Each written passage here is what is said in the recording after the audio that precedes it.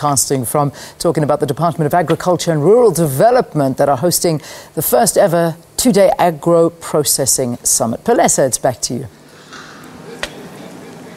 All right, thank you so much, Leanne, and a very good morning to you once again at home. Well, we did some walkabout downstairs. Of course, challenges came about and questions, but the MECs will address that. Just before we go back to them, let's quickly take some questions and comments from the floor, and we're starting at table number 4.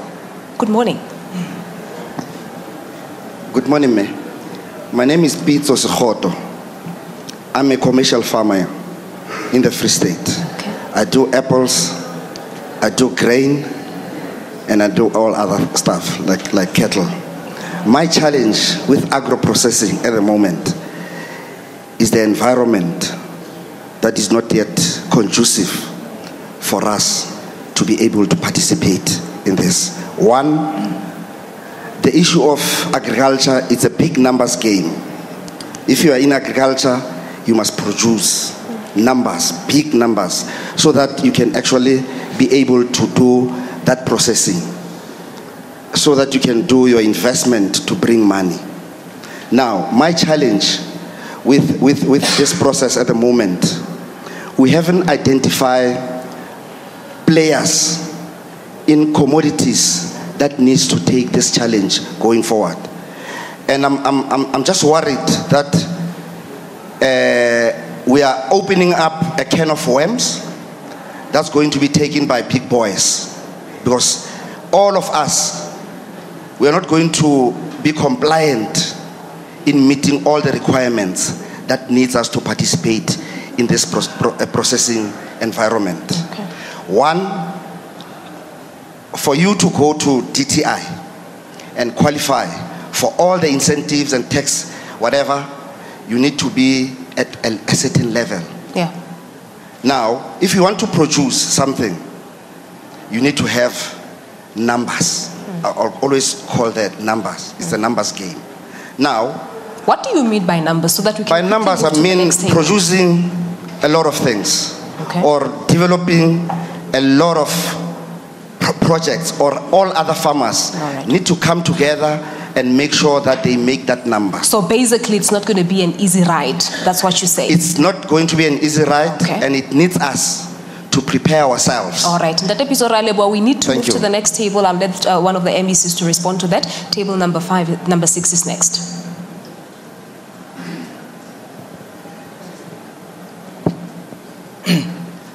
Good morning. My name is Zingisa Somlot. I'm working for Eastern Cape Rural Development Agency. Thank you very much for this opportunity to attend this very important summit. But there are a few things that I just want to put across. One is that when we're doing this work, we need to spend more time around the primary production environment, meaning that we need to mobilize producers of the raw material, make sure that they understand what they are doing, and make sure that we identify stakeholders, and if there are a number of social agreements that need to be signed or need to be entered into, they need to be done now. Let's make sure that the fencing is in order.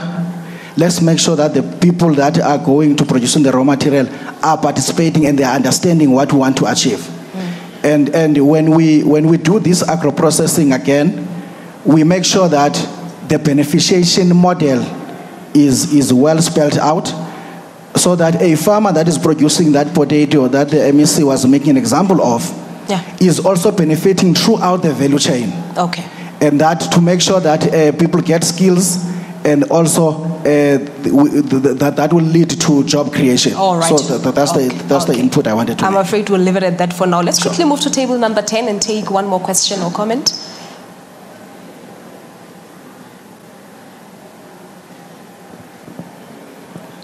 Good morning, I'm Krista Klink. I'm the Acting Manager for Food Security in the Department of Agriculture.